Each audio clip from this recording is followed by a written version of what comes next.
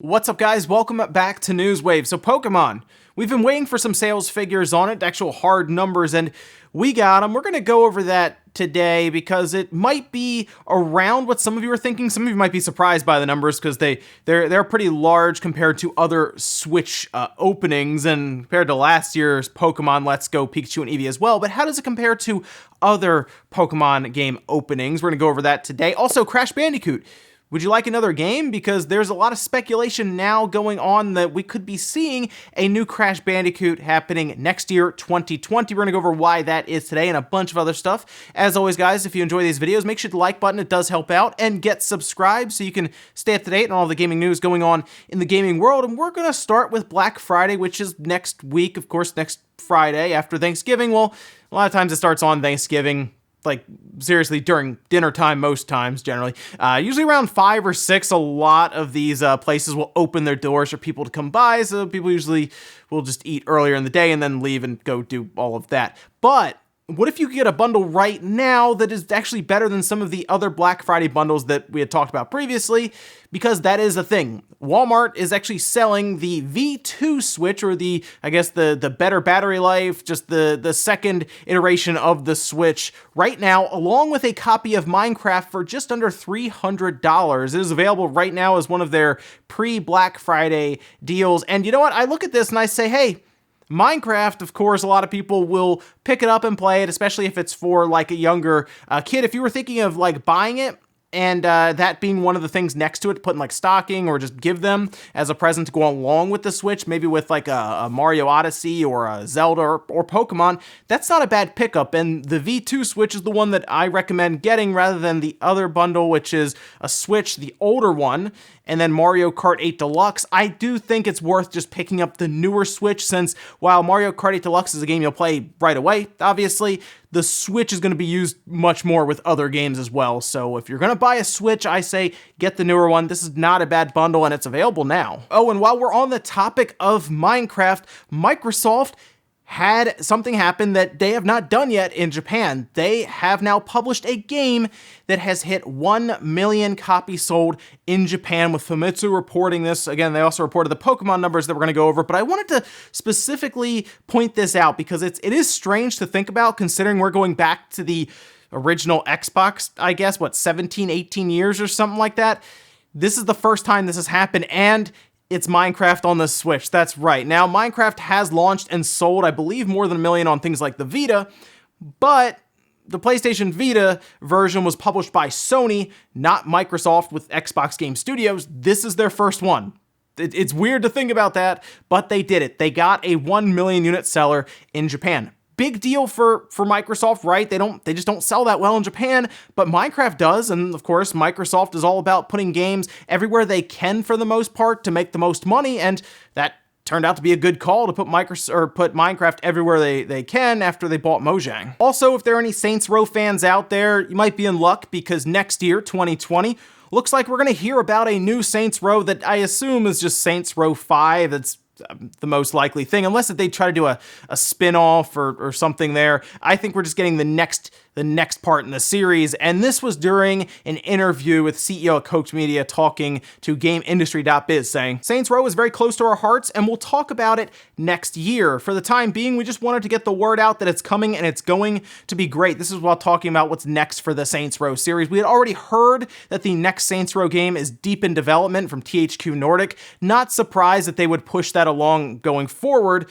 So when will we hear about it? I almost thought they would have done something that seems like a game you could have done at the Game Awards, but they're telling us now, no, it's going to be next year at some point. Could be an E3 reveal, although I would like it to come out before the next system's release. It does seem like a game that's probably being developed for the PlayStation 4 and the Xbox One, maybe the Switch, it's hard to say, but I think that would be a game that would fit in pretty well next year, especially if it's been in development for this long, and there are a lot of people who are looking forward to what's next for Saints Row, and hey, maybe we'll find out early next year, and then maybe a holiday launch. And guys, some of the quick news of the way, let's get into the bigger stuff. Let's talk about Pokemon Sword and Shield and how it sold in its first 3 days on the market in Japan. Now, we'll have to wait till next month to find out how it did this month with the NPD group when they report on that for the month of November, but for now, we can at least get a look at how it's doing week to week. Okay, we'll say that with Famitsu in Japan. And let's take a look at these opening numbers. They are pretty large. I'm going to tell you now, this is the largest opening for any Switch game so far. This did beat Smash Bros. Ultimate even, and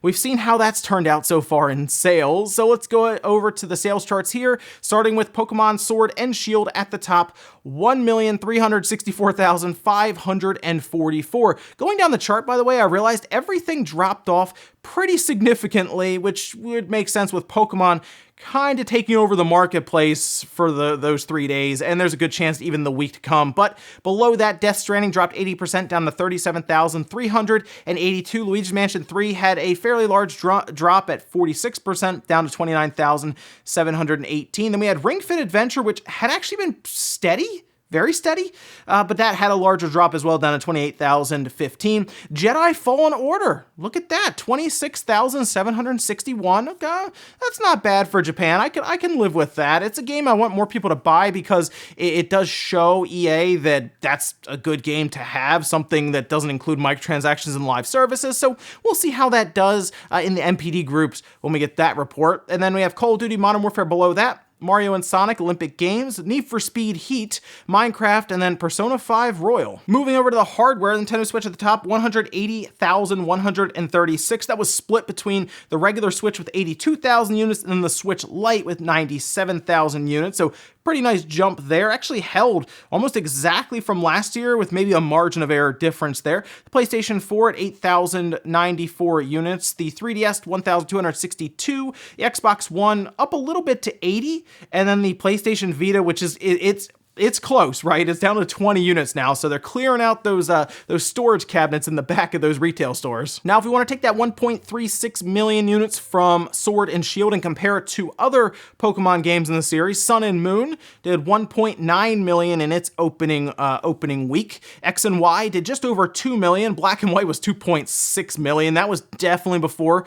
we started getting digital copies of games for Pokemon, so that would make sense. That and, of course, Black and White too, those two. And then we had Diamond and Pearl at 1.6 million, Ruby and Sapphire 1.2, and for the most part, this did fairly well, I would say, considering everything that was going on and the fact that digital games have had a bit of a rise, right? Like, a lot of people buy digital games on the Switch now. I don't think that's a secret. They even have vouchers, of course, in Japan.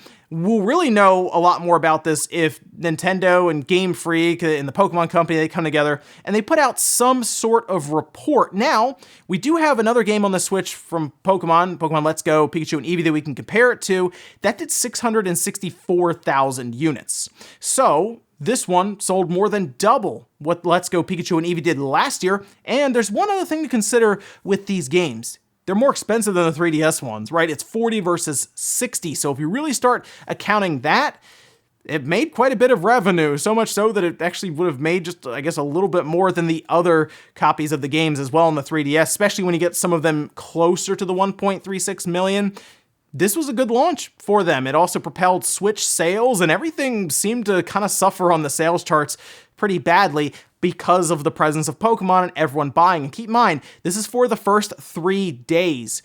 There's still quite a bit of time to see how this does going forward through the holidays, which is when it will probably get another spike up. So yeah, Sword and Shield still did pretty well. It does kind of beg the question, how large was the group of people that were saying they were not going to buy the game? I think a lot of people weren't necessarily happy with what they were seeing, but they were voicing their opinion on it. They were saying that they would like the game to change or get better, right? Just more to it. But they were like, you know what? It's Pokemon. My friends are going to buy it. I'm going to buy it. I would like the series to get a bit better going forward. It's tough, right? Like I said, that was something I asked as well. How many people are really going to stay away from this game when everyone starts playing it and starts buying it? Maybe you just bought one this time and not both of them.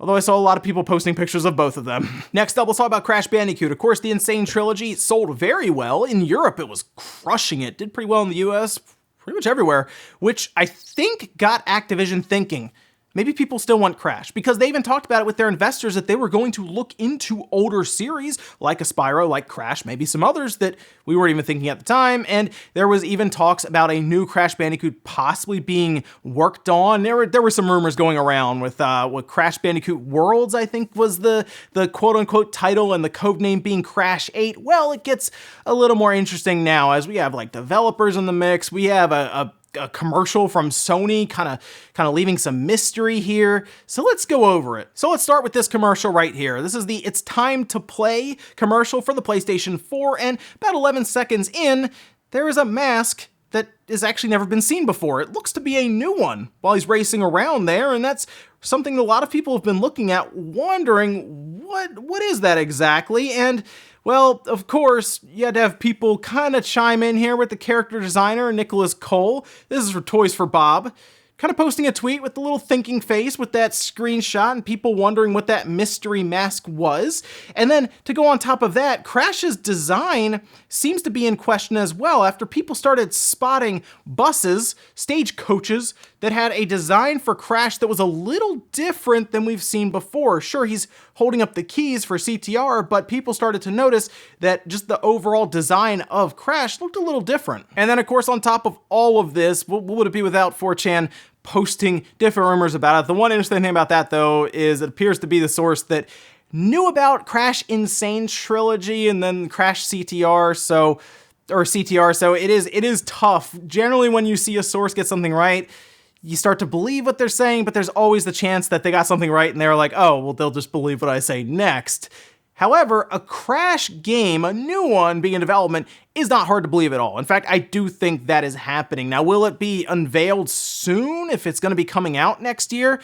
You would expect it to be, and we're all still kind of wondering what's going to be unveiled at the Game Awards, and this is when we start to talk about what could be there. So thinking of something like Crash, maybe a trailer for Elden Ring. There's a whole lot of stuff there. Maybe Capcom even has something kind of ready for it. So we'll see, but just keep kind of Crash in mind, because if we get into next year and we start hearing more and more about this, we could have a brand new Crash Bandicoot game, not a remake or anything, next year, and that'd be pretty fun. Next up, let's talk about Google Stadia, because why not? It's been all over the place since its launch, and we've talked about this a couple of times now, and to be fair, I really didn't have too much issue with my setup other than the controller and the Chromecast showing up a day late on the 20th as opposed to the 19th, and that really wasn't that big of a deal. I could still use it considering my code to sign up showed up on launch day.